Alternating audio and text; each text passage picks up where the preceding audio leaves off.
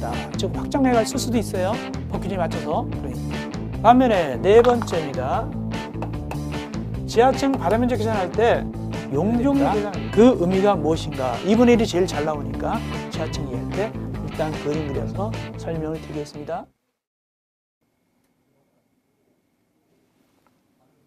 자, 이어서 우리는 제 21강입니다. 21강은 거기 교재 8번 건축 구조 기술사와의 협력입니다. 여기는 뭐냐면요, 우리가 증축할 때 특별히 가장 무서운 게 뭡니까? 우리가 리모델링 할 때 자, 이렇게 별도 한 동 짓는 것도 리모델링입니다. 그 다음에 이렇게 옆으로 네 짓는 것도 리모델링이죠. 근데 가장 위험스러운 게 뭐냐면 이렇게 수직으로, 이게 위험하죠. 이게 굉장히 위험하죠. 이게 수직으로 올리는 게 굉장히 위험합니다. 그래서 이거 할 때는 전문가의 협력을 받으라는 얘기입니다. 그것이 전문가가 누구냐니까 여기 건축 구조 기술사입니다. 의 협력을 받으라. 보겠습니다. 동그라미 1번 수직 증축형 리모델링, 이렇게 빨간 부분이죠. 이렇게 올릴 때는 이 경우에 세대수가 증가되지 않은 리모델링 포함한다. 어떻게 간에 수직 증축할 때는 세대수가 증가되든 안 증가되든 간에 감리자는 감리 업무 수행 중에 다음에 해당하는 사항이 확인된 경우는, 다음에 해당 사항이 뭐냐면 모두 네 가지입니다. 거기 기역, 니은, 디귿, 리을 네 가지 경우는 그때는 전문가 협력받는데 그 전문가 이름이 뭐냐면 국가기술자협에 따른 건축구조기술사, 건축구조기술사의 협력을 받아야 된다. 다만 안 받는 경우도 있긴 있어요. 예에 나오죠. 뭐라고 합니까? 구조 설계를 담당한 건축구조기술사가 사망하는 등 대통령령으로 정하는 사유로 감리자가 협력을 받을 수 없다. 이때는 예외적으로 거기 다른 그 대통령령으로 정하는 건축구조기술사 협력을 받아야 됩니다. 원래는 거기 리모델링 구조 설계 담당하는 건축구조기술사의 협력 받아야 되겠지만 그 사람이 죽었단 말이죠. 특별한 사유가 있다. 이럴 때는 이제 일반적인 거기 대통령령으로 정하는 건축구조기술사 협력 받으면 됩니다. 어쨌든 이렇게 리모델링 거기 구조 설계 담당하는 건축구조기술사거든 또는 대통령령으로 정하는 건축구조기술사이든 그 대상이 뭐냐? 밑에 네 가지란 말이죠. 기억 봅시다. 수직 증축형 리모델링 허가 시 제출한 구조도 또는 구조 개선사와 다르게 시공하고자 하는 경우. 두 번째, 내력벽, 기둥, 바닥부 등 건축물의 주요 구조에 대해서 수직 증축형 리모델링 허가 시 제출한 도면보다 상세한 도면 작성이 필요하다. 세 번째, 내력벽, 기둥, 바닥부 등 건축물의 주요 구조에 철거 또는 보강공사를 하는 경우로서 국토교통부를 정할 때. 마지막입니다. 그 밖에 건축물의 구조에 영향을 미치는 사항으로서 국토교통부령을 정하는 이 네 가지 경우에 건축구조기술사 협력받습니다. 어떤 경우? 수직 증축할 때. 다음 동그라미 2번입니다. 이 경우에는 이 건축구조기술사가 내가 이게 대해서 책임지겠다라는 의미에서 거기 감리자와 함께 서명 날인합니다. 책임진다고 서명 날인해야 된다. 읽어볼까요? 감리자에게 협력한 건축구조기술사는 분기별 감리보고서 및 최종 감리보고서에 감리자와 함께 서명 날인해야 된다. 책임진다는 의미입니다. 그 다음에 3번, 그 다음에 4번. 이건 큰 의미가 없는 거니까 그냥 읽으시면 되고요. 9번째, 감리자의 업무 협조.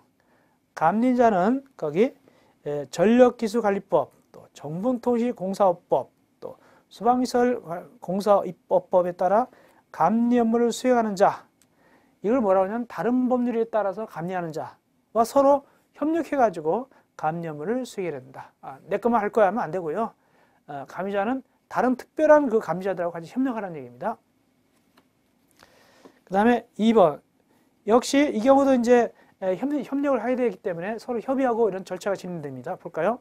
다른 법률에 따른 감리자는 공정별 감리계획서 등 대통령령으로 정하는 자료를 감리자에게 제출해야 하며 감리자는 제출된 자료를 갖다 근거로 해서 다른 법률에 따른 감시하고 협의해가지고 전체 주택건설공사에 대한 감비기술 작성해가지고 감리업무를 착수하기 전에 사업계획 승인자에 보고해야 된다. 이 절차가 있습니다.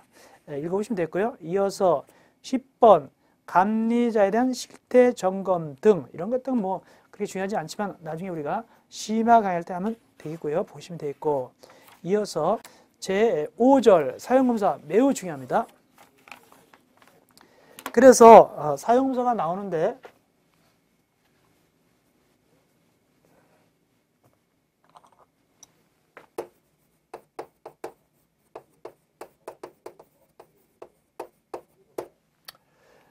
일단은 이 주택법에서는 다 짓고 난 다음에 사용검사를 받는다고 얘기하죠. 반대로 건축법에서는 뭘 받는다고 얘기합니까? 건축법에서는 사용 승인을 받는다라고 얘기합니다. 다 짓고 난 다음에 주의할 것은 일부에 대해서 일부 사용검사 받고 쓰는 경우도 있고 건축법상 일부 사용 승인 받고 쓰는 경우가 있어요. 이걸 우리는 뭐라고 하냐면 건축법이나 주택법이나 둘 다 똑같이 뭐라고 하냐면 임시 사용 승인이라고 합니다. 임시 사용 승인. 그래서 주택법상 공사가 모두 끝났을 때 받는 건 사용 검사. 건축법상 모두 끝나고 받는 것은 사용 승인. 반면에 일부 공사만 끝나고 받는 건 뭐라고 한다? 임시 사용 승인인데 이거는 주택법, 건축법 똑같은 용어로 씁니다. 임시 사용 승인이라고. 어쨌든 다 지으면은 주택법상 사용검사 받는데 누구한테 받으러 갈까? 보면 알겠지만은 원칙적으로 누구한테 받으러 가냐 하니까 시장, 군수, 구청장한테 사용검사 받으러 갑니다. 반면에 예외적으로 누구한테 받으러 가냐? 예외적으로 국토교통부 장관입니다. 국토교통부 장관한테 받으러 가는데 어떤 경우에 국토교통부 장관한테 받으러 가느냐? 사업계획 승인을 내진 경우. 사업계획 승인을 국토교통부 장관이 내줬으면 이 사업계획 승인을 갖다가 국토교통부 장관이 내진 경우는 국토교통부 장관이 역시 사용검사를 해주게 됩니다. 나머지 사용검사는 누가 해주게 되고 보통은 시장, 군수, 구청장. 이것이 핵심 내용이 되겠습니다. 보겠습니다. 사용검사권자와 검사단위 거기 1번에 사자를 집어넣었죠. 사자 집어넣으세요. 용검사가 아니라 사용검사권자와 검사단위. 사용검사권자와 검사단위. 거기 사업주체는 사용검사 받을 때 말이죠. 항상 얘기했죠. 우리가 사업체가 두 가지 있다고 그랬죠. 주택을 건설하는 자도 사업체고 대지를 조성하는 자도 사업체다 그랬어요. 그러므로 주택을 건설할 때 또는 대지를 조성했다. 끝났다. 그럴 때는 둘 다 사용검사를 받게 되는 겁니다. 읽어보겠습니다. 사업체는 사업계획 승인받아 시행하는 주택건설사업 또는 대지 조성사업을 완료한 경우는 주택 또는 대지에 대하여 국토교통부령으로 정하는 바에 따라서 원칙적으로 누구한테 받는다고요? 시장, 군수, 구청장한테 사용검사를 받아야 한다. 다만 누구한테 예외적으로 받는 게 있다? 국토교통부장한테 예외적으로 받는 게 있어요. 모두 몇 가지다? 4가지입니다. 그것을 이 교재에서는 괄호 열고 어떻게 표현했습니까? 이렇게 표현했죠. 국가 또는 한국토지주택공사가 사업체인 경우와 이것도 국토교통부 장관 사업계획 받는 겁니다. 또 대통령령으로 정하는 경우, 대통령령으로 정하는 경우도 역시 국토교통부 장관이 사업계획 승인 받는 겁니다. 모두 합쳐서 몇 가지냐면 4가지입니다. 4가지의 경우는 사용검사를 국토교통부 장관이 예외적으로 해준다 그 뜻입니다. 다음 괄호 2번. 이건 이제 쪼개서 받는 겁니다. 사용검사를 묶어서 받는 것이 아니라 공구별로 쪼개서 받는다. 그런 얘기죠. 우리가 얘기했죠. 공구별로 착수도 따라갈 수 있고 사용검사도 따라갈 수 있습니다. 보겠습니다. 예외. 공구별로 분할해서 사업계획 승인 받은 경우에는 완공된 주택에 대해서 공구별로 사용검사를 받을 수 있다. 이렇게 공구별로 사용검사 받는 걸 우리는 뭐라고 하냐? 분할 사용검사, 분할 사용검사라 부릅니다. 그리고 다음 사유가 있을 때는 공사가 완료된 주택에 대해서 동별로도 사용검사 받을 수 있다. 즉 동별 사용검사를 받을 수 있습니다. 그러면 이렇게 동별로 동별 사용검사 받는 경우는 모두 몇 가지 경우가 있을까? 밑에 박스입니다. 3가지입니다. 첫째, 사업계획 승인 조건의 미이행. 두 번째, 하나의 주택단지 입주자를 분할 모집해서 전체 단지 사용검사 마치기 전까지 입주가 필요한 경우. 세 번째, 그 밖에 동별 검사가 필요하다라고 사업계획 승인권자가 인정한 경우. 이 3가지 경우는 동별로도 사용검사 받을 수 있어요. 그래서 원적으로는 전체로 받는 게 원칙입니다. 사용검사. 그러나 예외적으로 동별로 받을 때도 있고 또는 분할해서 받을 때도 있다. 분할해서 사용검사 받는 경우는 공무별 사용검사가 되겠습니다. 이어서 옆 페이지 큰 2번입니다. 사용검사 신청의 예외. 이게 사용검사 신청의 예외란 뭐냐면 이런 내용입니다. 원래 사용검사는 누가 받으러 할까요? 사용검사는 누가 받으러 갑니까? 사업주체가.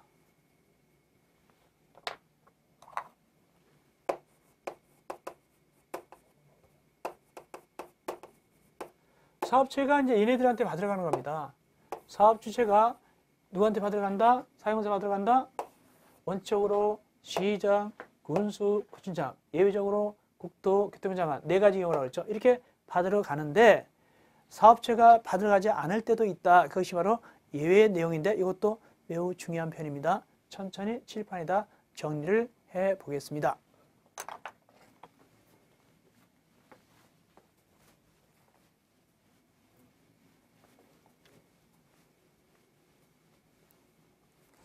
그래서 원칙적으로 누가 받으러 가는 것이 원칙이다. 사용검사는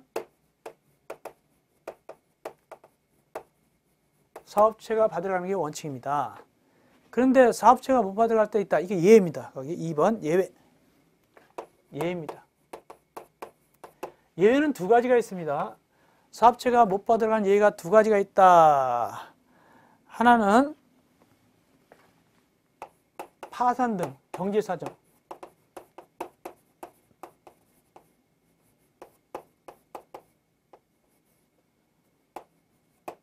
파산 등 경제 사정에서 못 받으러 갈 때 이때는 누가 받으러 가냐? 이때는 등장하는 친구가 이렇습니다. 주택법상 누가 등장하느냐? 주택법, 그 다음에 주택법 시행령,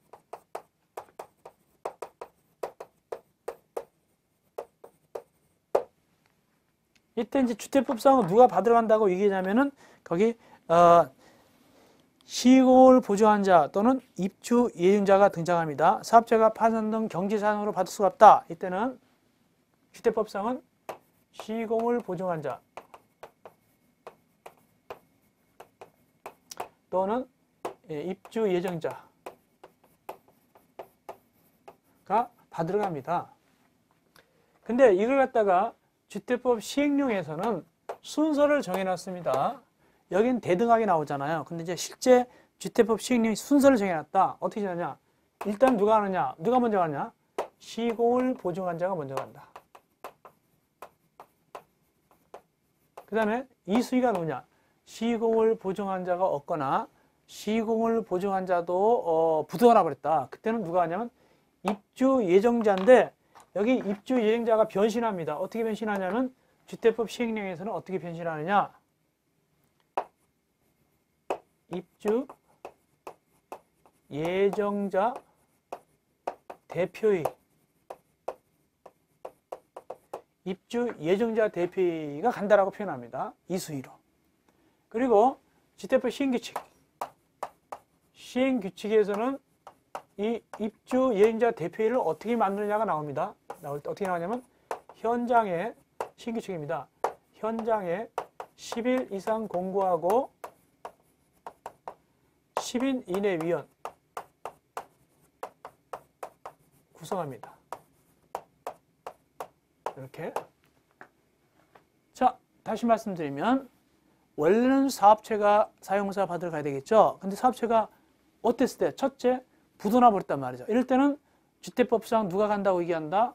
시공을 보정한 자나 또는 입주 예정자가 간다고 얘기하는데 그걸 구체적으로 주택법 시행령에서는 얘기하기를 순서가 있다. 먼저 누가 하고 시공을 보정한 자가 간다. 근데 이 시공을 보정한 자가 없거나 얘도 부도맞으면 누가 간다? 이때는 입주 예정자가 가야 되는데 시행령에서는 입주 예정자 대표이라고 부른다. 시험지 나왔어요. 입주자 대표가 아닙니다. 입주자 대표가 아니라 입주 예정자 대표가 가게 되는 겁니다. 이때 입주 예정자 대표는 어떻게 만드느냐? 시행규칙이 나오는데 현장에 10일 이상 공부하고 10인 이내 위원으로 구성하게 되는 겁니다. 자, 이 얘기를 갖다 우리 교재 보면서 한번 다시 읽어보겠습니다. 교재 보시겠습니다. 보니까 가라 1번 사업체가 파산 등으로 사용자 받을 수 없다. 더구나 1번 법 규정입니다. 주택법 규정입니다. 사업체가 파산 등으로 사용검사 받을 수 없는 경우는 누가 나타납니까? 해당 특의 시공을 보정한 자 또는 입주 예정자가 나오죠. 이것이 주택법 규정입니다. 그런데 시행령에서는 이걸 자세히 얘기합니다. 이렇게 얘기합니다. 이 경우, 이거 시행령 규정입니다. 이 경우 사업체가 파산 등으로 주택건설 사업을 계속할 수 없는 경우는 당해 특을 시공을 보증한 자가 잔여공사 시공하고 사용자 받아야 되고 1순위입니다. 두 번째, 시공 보증자가 없거나 시공 보증자가 파산 등으로 시공할 수 없다. 이때는 누가 등장한다? 법에서는 입주 예정자, 그렇지만 여기서는 입주 예정자 대표의, 입주 예정자 대표가 시공을 정해서 시공자를 정해서 잔여공사 시공하고 사용자 받는다. 이게 됩니다. 이때 더구나 2번 입주 예정자 대표는 어떻게 만드는가? 시행규칙입니다. 사용검사권자는 위 규정에 의해서 입주 예정자 대표가 사용검사 받아하는 경우는 입주 예정자로 구성된 대책위를 수립해서 그 내용을 통보하고 건축공사 현장에 며칠 이상 공고, 10일 이상 그 사실을 공고해야 한다. 10일 이상 공고입니다. 그 다음 이 경우 입주 예정자는 과반 수동에 들어가서 며칠 이내 10인 이내 위원입니다. 10인 이내 입주 예정자로 구성된 입주자 대표회를 입주 예정자 대표회를 구성한다. 입주자 대표회가 아닙니다. 입주 예정자 대표회입니다. 동그라미 3번 이 경우 사용공사 받은 자의 구분에 따라서 시공 보증자 또는 세대별 입주자 명의로 건축물 관리장 등재 및 소유권 보증 등을 할 수 있다. 즉 원래는 건축물 관리장 등재하고 소유권 보증 등기는 사업체 명의로 해야 되겠지만 못했으니까 누가 하게 된다고요? 각각에 따라서 시공 보증자 명의로도 할 수 있고 세대별 입주자 명의로도 할 수 있다. 그 뜻입니다. 이거 말고 또 하나 사업체가 못 가는 경우가 있다. 두 번째가 뭐냐? 정당한 이유 없이 사용검사 절차를 이행하지 않더라. 누가 안 하더라? 사업체가. 이것이 두 번째가 되겠습니다. 가로 2번. 정당한 이유 없이 사용검사 신청 안 하더라.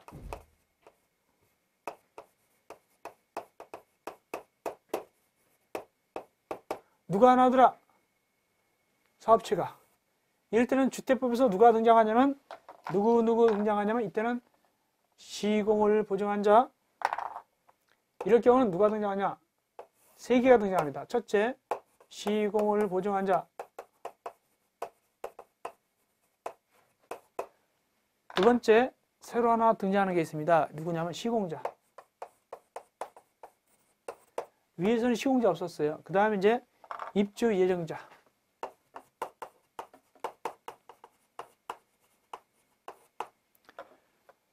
분명히 사업체가 사용검사 받으러 가는데 안 간단 말이죠. 정당한 이유 없이. 그때는 누가 대신 갈 수 있냐? 시공을 보증한 자, 시공자, 입주이행자가 대신 갈 수 있다. 이때 여기는 시공자도 포함된다. 그런 얘기입니다. 대신 가서 이 사용검사권자가 가면은 이 사용검사권자가 얘기합니다. 당신들 왔습니까? 예. 왜 왔습니까? 그래서 우리 사업 주체가 사용검사를 안 받는 바람에 지금 우리가 입지도 못하고 아주 골치 아픕니다. 그래요? 그러니까 우리한테 사용검사 내주세요. 라고 사용검사권자 얘기하면 이때 사용검사권자는 맞바로 내주는 건 아니고 누구한테 얘기하냐? 사업체한테 얘기합니다. 야, 사업체야. 너 왜 이렇게 정당한 이유 없이 사용검사 받으러 오지 않니? 너 이유를 대봐. 며칠 내에 대라고 얘기하냐? 7일 내. 7일 이내에 정당한 이유를 대라고 사업체한테 얘기합니다. 이때 그 사업체가 7일 내에 정당한 이유를 대지 않으면 사용검사권자는 누구한테 내준다? 대신 시공을 보증한 자, 시공자, 입주 예진자한테 사용검사를 내줄 수 있다. 그 얘기입니다. 정당한 이유 없이 안 갈 때. 그런 얘기입니다. 자, 다시 한번 교재 보면서 해보겠습니다. 괄호 2번. 사업체가 정당한 이유 없이 사용검사를 위한 절차를 이행하지 않는 경우. 사업체가 정당한 이유 없이 사용검사를 위한 절차를 이행하지 않는 경우에는 셋입니다. 첫째, 해당 주택 시공을 보증한 자. 둘째, 해당 주택의 시공자. 셋째, 입주인자가 사용검사를 받을 수 있으며 이 경우 사용검사권자는 사업체가 사용검사 받지 않는 정당한 이유를 밝히지 못하는 한 사용검사를 거부하거나 지연할 수 없다. 이 경우 사용검사권자는 사업체에게 정당한 이유를 대부라고 요청한다. 이 경우 사업체는 요청을 받은 날부터 며칠 내? 7일 내에 의견을 통지하여야 한다. 만약에 7일 내에 의견 주지 못하면 할 수 없이 사용검사권자는 이 세 친구들한테 사용검사를 내줄 수밖에 없다. 이겁니다. 이것이 바로 사업체 사용검사 예외 크게 두 가지 내용을 공부해 봤습니다. 시험 문제 나온 적도 있습니다. 이어서 그 다음 페이지 동그라미 2번 사용검사 절차. 사용검사권자는 이 내용을 보고 적합한가를 검토한 다음에 확인하고 며칠 내 사용검사 내준다고 해. 신청일부터 15일 내 하여야 한다. 15일 체크. 15일 꼭 외우셔야 됩니다. 그래서 사용검사는 그 신청일로부터 15일 이내에 하여야 한다. 세 번째, 사용검사 효과. 사용검사 받으면 당연히 그 아파트를 입주할 수가 있겠죠. 사용할 수 있겠죠. 이것이 효과입니다. 보겠습니다. 사용검사 효과 1. 주택 또는 대지의 사용. 그렇죠. 사용할 수 있죠. 사업체 또는 입주 예진자는 사용검사를 받은 경우가 아니면 주택 또는 대지를 사용하거나 이를 사용해야 할 수 없다. 받아야 쓸 수 있다. 그런 얘기죠. 다만 임시 사용 승인 받은 경우는 그러지 않다. 임시 사용 승인은 전체 사용검사 받지 아니하여도 일부를 쓸 수 있다 그랬잖아요. 이게 바로 임시 사용 승인. 그때는 그 일부를 쓸 수가 있습니다. 예입니다. 그러면 호랑이도 제 말하면 나타난다든지 바로 이번에 괄호 2번 임시 사용 승인 나와 있죠. 보겠습니다.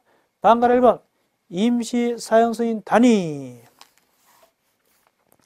임시 사용 승인은 공사가 완료된 부분만 쪼개서 하는 겁니다. 쪼개서 보겠습니다. 임시 사용 승인을 얻고자 하는 자는 대지 수송 사업의 경우는 구역별로 쪼개서 공사가 완료될 때. 두 번째, 주택 건설 사업인 경우는 동별로입니다. 동별로 공사 완료될 때 사용 검사권자에게 임시 사용 승인을 신청해야 된다. 그래서 대지는 구역별로, 그다음에 주택은 동별로 임시 사용 승인 해야 되는데 이 경우 중요한 게 있다. 바로 밑에가 더 시험 문제 많이 나왔어요. 뭔데? 이 경우 임시 사용 승인 대상이 공동택인 경우는 그거는 세대별로 임시 사용 승인할 수 있다. 이거 굉장히 중요합니다. 공동택인 경우는 세대별로 임시 사용 승인할 수 있다. 이거 많이 나왔어요. 시험 문제 많이 나왔습니다. 세대별로 임시 사용 승인할 수 있다. 꼭 외워놓으시기 바랍니다. 두 번째, 임시 사용 승인의 조건. 그냥 보면 되겠는데 별로 중요한 건 아닌데 읽어보겠습니다. 사용검사는 임시 사용 승인을 신청받을 때는 임시 사용 승인 대상인 주택 또는 대지가 사업계획의 내용에 적합하고 사용의 지장이 없는가를 확인하여 거기에 한해서만 임시 사용을 승인할 수 있다. 이건 당연한 규정이죠. 그렇게 읽어보시면 되겠습니다. 이어서 제6절 주택 건설 촉진 대책. 여기는 이제 뭐냐면 이제 주택을 갖다가 짓게끔 갖다가 유도하는 겁니다. 편의를 보장하는 겁니다. 예를 들어서 뭐 땅을 갖다가 수용했을 때든가 개인 땅을 갖다 수용해서 아파트 짓게 한다든가, 또 그 아파트를 짓기 위해서 측량하기 들어간다든가, 이런 걸 위해서 남의 땅 들어갈 수 있다는 얘기입니다. 측량하러 이런 걸 제도를 마련했단 말이죠. 그렇게 함으로써 아파트 가닥을 짓게끔 촉진하는 겁니다. 또 거기서 일어나는 경우, 예를 들어서 뭐 측량하러 들어갔는데 배추밭 들어갔는데 밟아가 배추가 뭐 죽었다 이럴 때는 이제 또 보상 문제 같은 거, 이걸 우리가 소위 말해서 손실 보상, 또 뭐 이런 절차가 마련되어 있고요. 기타 뭐 공공기관이 할 때는 뭐 등기부 같은 거, 대장 같은 거 공짜로 띄워볼 수도 있고, 이런 제도가 마련되어 있습니다. 그 다음에 시험지에 많이 나온 것이 채비지, 그다음에 국공유지, 이런 것도 굉장히 중요한 내용이 되겠습니다. 천천히 하나하나 우리가 보겠습니다. 제6절 주택건설 촉진대책 1번 주택 건설에 필요한 토지 등의 수용, 사용. 자, 이게 뭔 소리냐? 주택을 지으려면 땅이 필요할 거 아닙니까? 그렇죠? 이걸 갖다가 수용, 사들인다는 얘기죠. 사용. 여기 사용 뭐냐?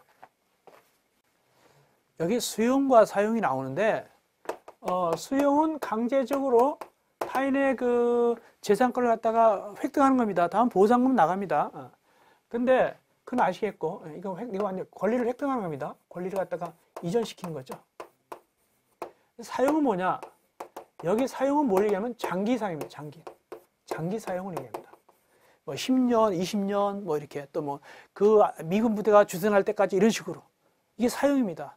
이 장기 사용도 말이죠. 사실상은 재산권 침해하는 거죠. 오랫동안 하고. 그래서 수용하고 거의 같이 봅니다. 이게 또 보상금 나가죠. 그런 뜻입니다. 그래서 묶어서 수용, 사용. 근데 보통 이제 수용으로 보면 됩니다. 공익을 위해서 타인의 권리 갖다가 취득하는 겁니다. 다음 보상금 나갑니다. 적법한 절차에 의해서 법의 근거가 있어야 되겠죠. 이게 바로 수용 내지 사용이 되겠습니다. 1번 주체 및 대상. 그러면 남의 땅을 아파트를 짓기 위해서 수용 사용하려면은 개인 아파트를 짓는다, 뭐 민간 아파트를 짓는다, 이런 거 안 됩니다. 수용 사용 안 됩니다. 갑자기 들닥쳐가지고 우리가 여기 무슨 현대 스테이트 뭐 현대 무슨 아파트 짓니까 땅 수용하고 있어, 그러면 안 됩니다. 어떤 공익적인 견지가 있어야 됩니다. 그래서 보통 여기 어떤 경우냐, 공공기관이 국민주택 같은 거 지을 때만 수용 사용할 수 있습니다. 그래서 등록사업자나 조합 같은 민간 사업자는 안 됩니다. 그래서 괄호 1번 주체에 있어서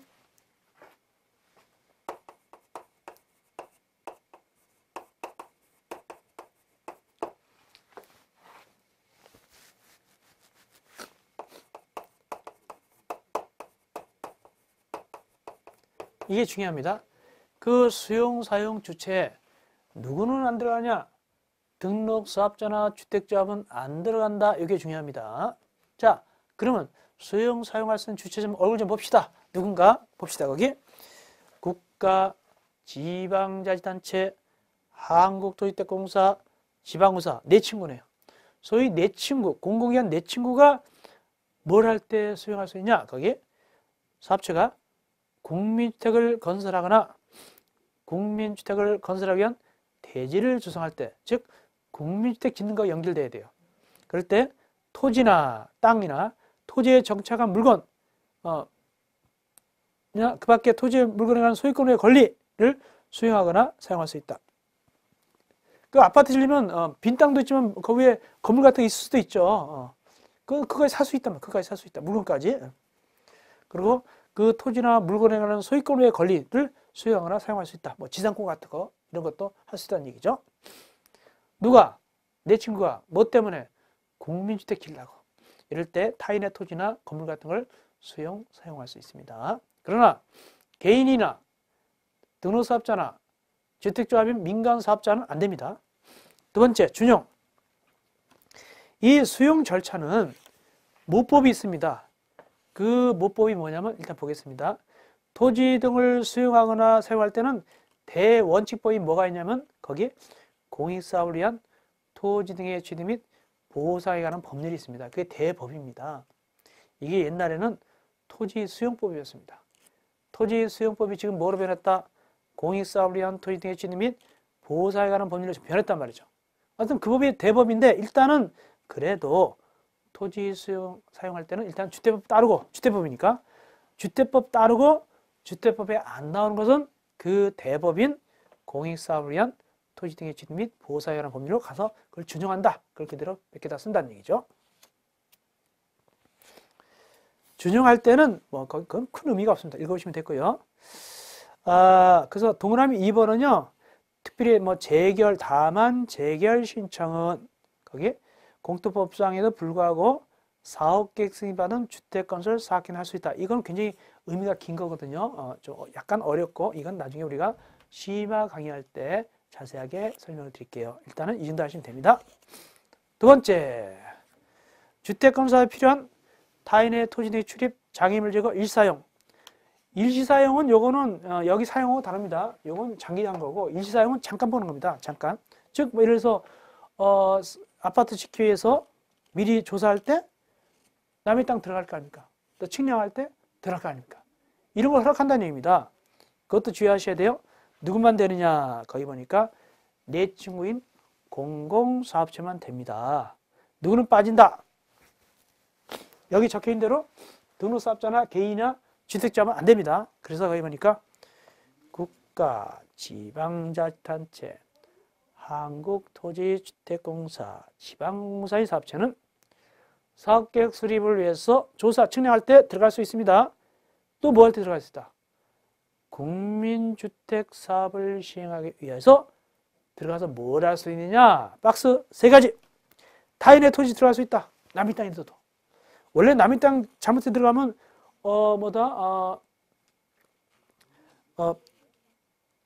재산권 침해가 될 수도 있죠. 두 번째, 특별한 용도로 이용하고 있지 않는 타인의 토지를 재료 적시장 또는 임시도로로 일시사용하는 행위. 그래서 아파트 지을 때 특별히 쓰이지 않는 남의 땅을 갖다가 쓸 수 있어요. 뭐로 덤프트럭이 왔다 갔다 하면서 도로 내가 쓸 수 있습니다. 물건, 자갈 같은 거 시멘트가 실어나려고 이렇게 할 수도 있다는 얘기입니다. 이렇게 할 수 있다. 세 번째, 특히 필요한 경우 중목. 여기 중목은 나무입니다. 나무나 토성이나 그 밖에 장애물을 병행하거나 제거할 수도 있다. 조사 측량 같은 거 하기 위해서. 누가? 그 공공기관 내 친구가. 이럴 때 이런 행위를 할 수 있습니다. 그러나 등록사업자나 주택조합 같은 거 안 됩니다. 넘어서 두 번째, 토지의 출입 등에 따른 손실보상. 그러면 우리가 지금 예를 들어서 조사 측량 같은 거 하러 들어갔단 말이죠. 조사 측량하러 들어가고 이렇게 했을 때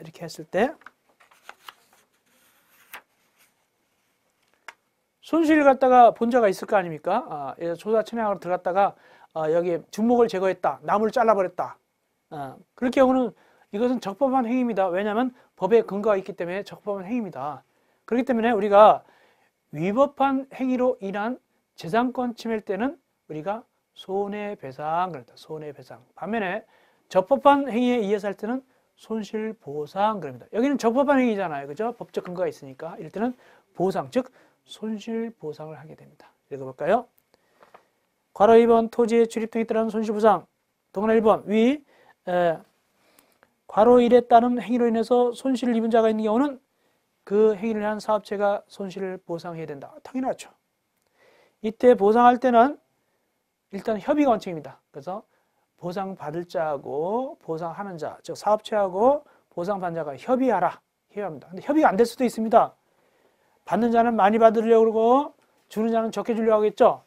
이럴 때는 어떻게 하냐? 협의가 결렬될 때는 어디로 가냐면 이때는 공토법상 관할 토지 수용위원회에다가 재결을 신청할 수 있습니다. 이게 뭐냐면은 보상 합의가 안 되면은 이때 관할 토지 수용위원회에다가 우리가 협의가 안 되니까 좀 정해주세요 라고 재결을 신청하는 겁니다. 그러면 여기서 공평하게 토지 수용위원회에서 재결을 해줍니다. 그 경우에 재결했을 때 이 재결에 대해서 혹시 이의가 있다. 이때는 이제 뭐 중앙토지수용위원회에다가 이의신청 갈 수도 있고 또는 행정심판 또는 행정소송 갈 수도 있게 되겠습니다. 이어서 동그라미 3번 토지의 매수 보상 업무의 위탁. 이건 뭐냐? 국가나 한국토지주택공사가 수용 업무를 한다. 또 보상 업무를 한다. 이게 서투를 때도 있어요. 그때는 누구한테 맡기느냐? 해당 관할 지방자치단체 장에게 위탁할 수 있다. 해당 관할 지방자치단체는 맨날 뭐 도로공사하고 이러니까 수용 같은 거 해보면 많이 해봤잖아요. 그러니까 익숙하니까 야, 네가 뭐 보상 업무 수용 업무 좀 대신 해줄래? 라고 위탁할 수 있다는 얘기입니다. 이 경우에 관할 지방자치단체장은 몇 년으로 됩니까? 라고 얘기합니다. 아, 그래 수수료 줄게. 얼마 주느냐? 그게 중요합니다. 수수료 얼마 준다? 거기 100분의 2 범위. 100분의 2 범위. 이건 이제 공인중개사 시험에서 나왔어요. 100분의 2 범위. 이거 설명드리겠습니다. 3번 토지의 매수 보상무 위탁. 누가? 국가 또는 한국도시택공사인 사업체는 주택건설사업 또는 대지수송 사업을 위한 토지 매수 업무와 손실보상 업무를 대통령령으로 정한 따라 누구한테? 관할 지방자치단체 위탁할 수 있다. 이 경우 몇 년은 안 되고 이 경우 토지 매수 금액과 손실보상 금액의 얼마? 100분의 2가 핵심입니다. 100분의 2의 범위 내에서 대통령령으로 정하는 요일에 위탁 수수료를 해당 지방자치단체에 지급해야 된다. 일은 몇 개지만 수수료는 줘야 돼요. 100분의 2 범위. 그 다음에 네 번째, 서류 무료 열람 등 등기부 같은 거 대장 같은 공짜로 띄워보거나 볼 수 있다는 얘기입니다. 뭐 할 때? 봅시다. 국민주택을 건설 공급하는 사업체는 주택 건설 사업 또는 대지 수송 사업을 시행할 때 필요한 경우는 등기소나 그 밖의 관계하는 행정에게 필요한 서류의 열람, 등사, 등본, 초본을 발급을 무료로 청구할 수 있다. 보통 막 이렇게 막 뛰어갑니다. 뛰어갈 때.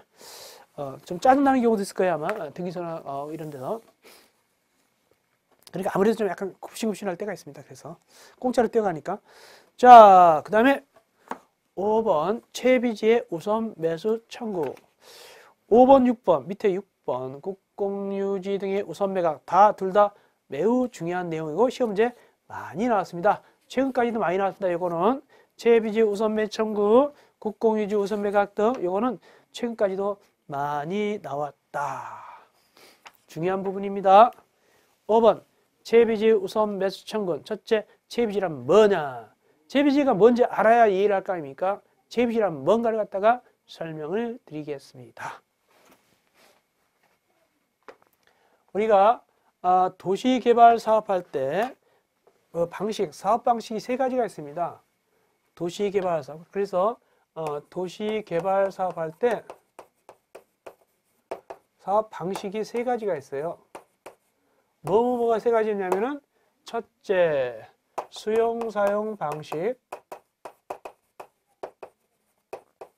두 번째, 환지 방식. 세 번째, 혼용 방식이 있는데 이때 혼용 방식은 뭐냐면 혼용 방식은 수용 사용 방식하고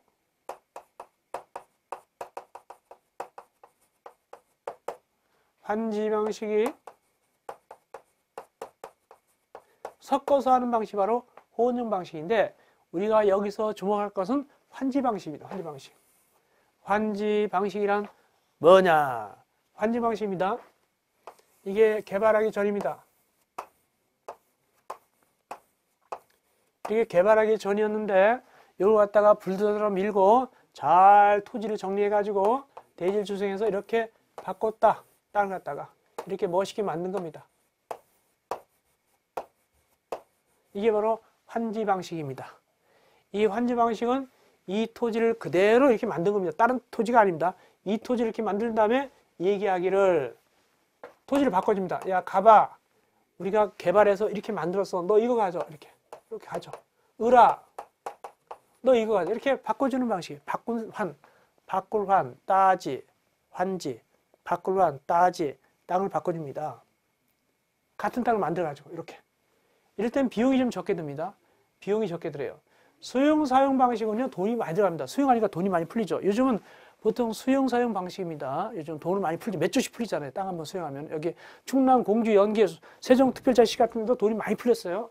수용했었기 때문에. 그거 말고 환지 방식은 돈을 좀 적게 풀되 바꿔주는 방식으로 해요. 바꿔주는 방식으로. 개발해서. 이게 환지 방식입니다. 이렇게 환지 방식으로 할 경우에 있어서 이 개발할 때 그래도 돈이 들어가거든요. 그래서 돈이 들어간 걸 보태 쓰려고 일부 땅을 찜해가지고 이걸 채비지 이렇게 합니다. 채비지. 그러니까 채비지는 도시개발 사업할 때 어느 방식에서 나오는 것이다? 환지 방식에서 나온 겁니다. 채비지를 해가지고 이걸 팔아요.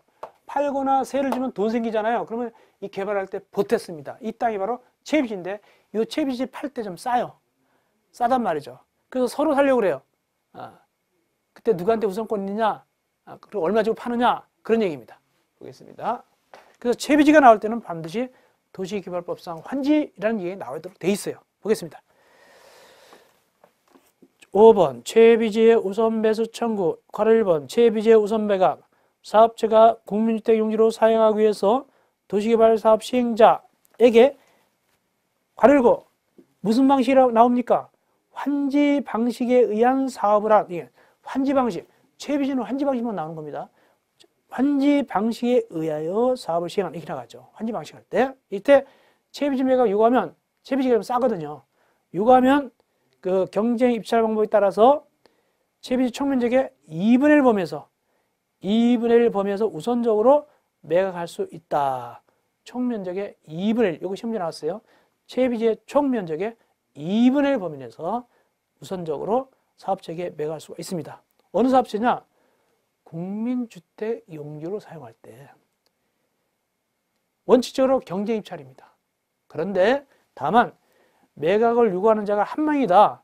한 명이면 경쟁할 필요가 없죠. 경쟁할 필요도 없잖아요. 이때는 경쟁할 필요가 없기 때문에 수의계약에 의할 수 있다. 문제는 가격입니다. 좀 싸야 돼요. 가격, 양도가격. 채비지 양도가격은 거기 보니까 감정평가업자가 감정평가한 감정가 기준이다. 채비지 가격은 감정가격입니다. 감정가격. 다음은 예외적으로 원가로 주는 경우도 있어요. 원가로. 어떤 경우냐? 85제곱미터 이하의 임대택을 건설하거나 60제곱미터 이하의 국민주택을 건설할 때 이거는 원가로도 줄 수 있습니다. 이거 원가입니다. 나머지는 감정평가 금액이 되겠습니다. 자, 여기까지 해서 우리가 21강은 끝내고요. 쉬었다가 22강은 국공유지 등의 우선 매각 그럼 되겠네요. 여러분들 고생했습니다. 22강에서 뵙겠습니다.